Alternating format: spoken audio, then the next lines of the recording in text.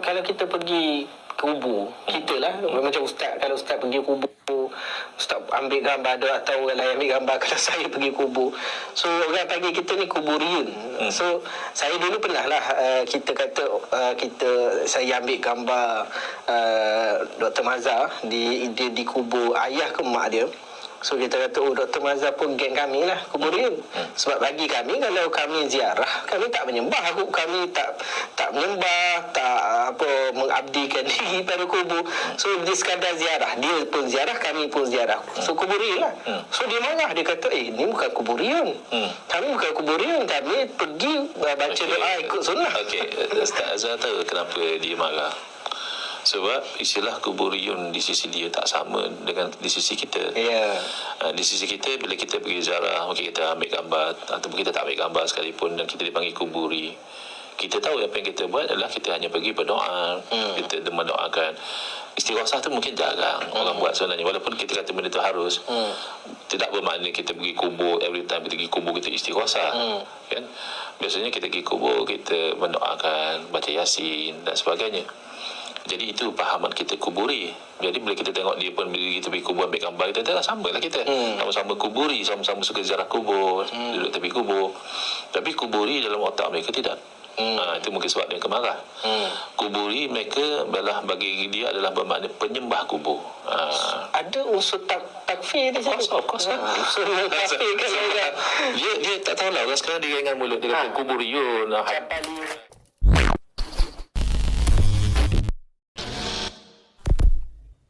Dia menganggap amalan tawassul adalah menyembah. Istighosah adalah menyembah, ambil berkat adalah menyembah. Jadi ini yang jadi masalah. Misalnya saya petik apa yang jadi masalah puncanya, sebagaimana yang dihuraikan oleh Syekh Ahmad Zaini Dahlan. Pertama, puncanya adalah dia meletakkan ayat Quran itu bukan pada tempat dia. Ayat Quran, dan ini memang ciri Khawarij. Yahrifuna ta'wil al-kitab was sunnah, kata Imam Ahmad Sawi. Khawarij ni dia menyelewengkan tafsiran pada Quran dan sunnah. Bukan dia tolak Quran sunnah. Bahkan nampak macam dia lebih berpegang dengan Quran dan sunnah. Tapi tafsir itu diselewengkan. Jadi misalnya kata Imam Ahmad Syekh Ahmad Zaini Dahlan rahimahullah taala, Syekh Ahmad Al-Wahhab ni dia ambil ayat Quran yang diturunkan menceritakan perihal orang musyrikin, dia pasang pada orang-orang ahli tauhid. Misalnya waman adallu mimman yad'u min dunillah man la yastajibu lahu ila yaumil qiyamah, dan seterusnya. Siapa yang lebih sesat? Maknanya tak adalah yang lebih sesat berbanding orang yang menyeru selain daripada Allah. Jadi yang dimaksudkan dengan menyeru selain daripada Allah ni adalah menyembah. Tetapi dia kata tak, kalau kita suruh ya Syekh Abdul Qadir Jalani, ya Rasulullah, madad ya Rasulullah. Ni ayat Quran dah cerita ni. Kamu ni orang syirik. Ataupun wala tad'u min dunillahi ma la yanfa'uka wa la yadurruk. Janganlah kamu seru selain pada Allah apa yang tidak memberi manfaat dan mudarat kepada kamu. Tengok tu. Sama geng-geng yang seru Nabi, seru wali ni. Ni Al-Quran dah kata dia syirik. Padahal kalau kita buka kitab-kitab tafsir, kata-kata kitab tafsir semua mengatakan wala tad'u ay wala ta'bud. Beribadah. Jangan kamu menyembah.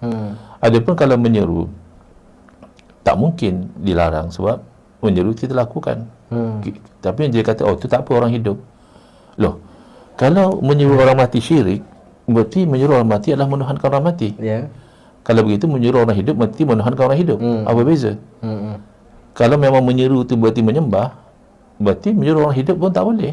Kerana menyembah orang hidup haram. Ke boleh menyembah orang hidup? Tak boleh juga. Kalau kita tanya orang-orang yang berfahaman Wahabi atau susah sikit lah kata fahaman Wahabi ni, ramai tak mengaku. Pembela Wahabi lah senang. Pembela ada yang mengaku. Kita cuma nak membela fahaman Wahabi. Kata dia, okey lah. Membela, okey. Pembela Wahabi. Kan dia pun tak akan kata boleh sembah orang hidup. Kalau kita tanya dia, Abu, biasa nama Abu lah orang dia, Abu ni kan. Abu, Cik Abu, boleh ke kita sembah orang hidup? Tak boleh. Kalau begitu, apa beza dia dengan orang mati? Sama-sama tak boleh sembah. Jadi kalau kamu kata menyuruh orang mati itu menyembah, berarti kamu membenarkan orang menyembah orang hidup.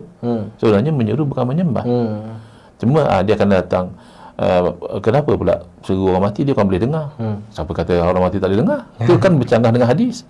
Dalam hadis bukan kata seruan kita didengar, bahkan derapan selipar kita pun didengar oleh orang mati. orang yang hadir tu dia kenal siapa yang datang, keluarga dia ke siapa ke. Jadi mereka ni pandai-pandai kata tak boleh dengar. Jadi saya ada ingat satu orang doktor, medical doktor, tapi dia mungkin terpengaruh dengan fahaman Wahabi lah. Sekali dia mempertikaikan tu masa saya kuliah di Masjid Seksyen 13 Shah Alam, Masjid Al-Ikhlas.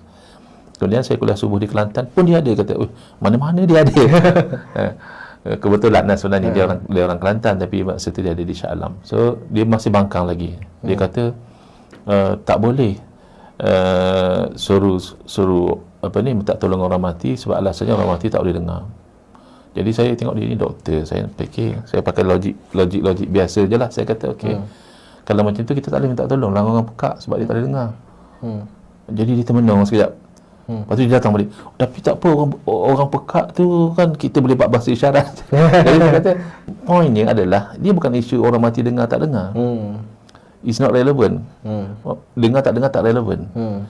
Dahlah sabit dalam hadis bahawa orang mati mendengar. Yang relevan sebenarnya adalah apabila kita meminta tolong kepada wali. Of course minta tolong kepada orang mati ni bukan just anybody. Ada orang dia buat lawak pula, dia kata kalau minta tolong orang mati, kita pergilah kat kubur doktor tu baru mati. Doktor tolong sembuhkan penyakit saya. Ataupun kita pergi dekat tukang masak, chef tolong masakkan saya Maggi goreng sepinggan. Ada orang buat lawak macam tu. Lawak ni sebenarnya mendedahkan kejahilan dia ataupun kegagalan dia berfikir. Dia sebenarnya secara umumnya istighosah dengan mati ni adalah kerana kemuliaan dia. Jadi kita harapkan orang yang mulia ni bila dia berdoa kepada Allah, maka Allah perkenankan doa dia. Itu essence of istighosah dengan orang mati. That's why kita tidak istighosah dengan orang-orang yang bukan wali, bukan nabi. Sebab kita tidak mengharapkan keistimewaan itu ada pada mereka. Betul. Jadi itu asal konsep yang kita katakan istighosah tadi. Jadi kalau kita pergi kubur, kita lah macam ustaz, kalau ustaz pergi kubur, ustaz ambil gambar, ada atau orang lain ambil gambar kalau saya pergi kubur. So orang panggil kita ni kuburiyun. So saya dulu pernah lah kita kata saya ambil gambar Dr. Mazhar dia di kubur ayah ke mak dia. So kita kata Dr. Mazhar pun geng kami lah kuburiyun. Sebab bagi kami, kalau kami ziarah, kami tak menyembah, kami tak menyembah, tak mengabdikan diri pada kubur. So dia sekadar ziarah, dia pun ziarah, kami pun ziarah. So kuburiyun lah. So dia marah, dia kata ni bukan kuburiyun. Kami bukan kuburiyun, kami pergi baca doa ikut sunnah. Ustaz Azhar tahu kenapa dia marah? Sebab istilah kuburiyun di sisi dia tak sama dengan di sisi kita. Di sisi kita, bila kita pergi ziarah, mungkin kita ambil gambar, ataupun kita tak ambil gambar sekalipun dan kita dipanggil kuburi, kita tahu apa yang kita buat adalah kita hanya pergi berdoa. Kita mendoakan. Istighosah tu mungkin jarang orang buat sebenarnya, walaupun kita kata benda tu harus. Tidak bermakna kita pergi kubur every time kita pergi kubur kita istighosah, kan? Biasanya kita pergi kubur, kita mendoakan, baca yasin dan sebagainya. Jadi itu pahaman kita kuburi.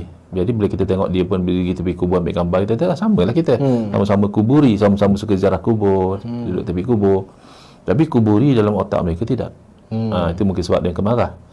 Kuburi mereka adalah, bagi dia adalah bermakna penyembah kubur. Ada unsur takfir di situ. Of course. So takfir kalau orang dia tak tahulah, orang sekarang dia ingat mulut dia kata kuburiyun, capaliyun, Habib ni kuburiyun, Habib ni capaliyun.